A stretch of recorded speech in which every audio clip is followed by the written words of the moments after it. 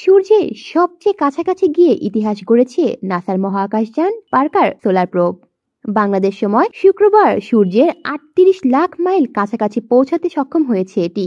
মহাকাশযান থেকে পাঠানো আলোর সংকেত থেকে বিজ্ঞানীরা জানতে পেরেছেন নিরাপদে আছে এটি।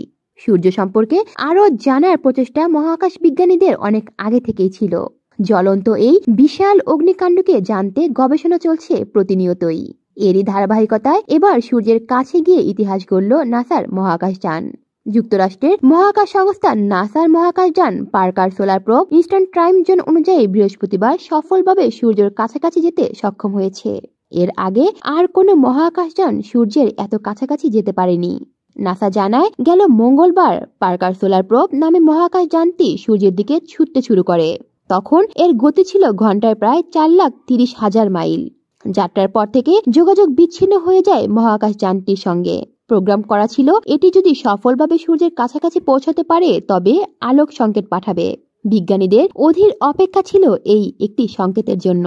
পরে ইস্টার্ন টাইম জোন অনুযায়ী স্থানীয় সময় বৃহস্পতিবার মধ্যরাতে এই সংকেত পায় বিজ্ঞানীরা।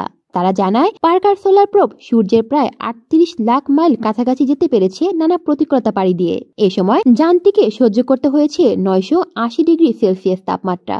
এরপরেও এটি নিরাপদে আছে বলে জানা যায়। কলি শিকদার, বাংলা নিউজ নেটওয়ার্ক।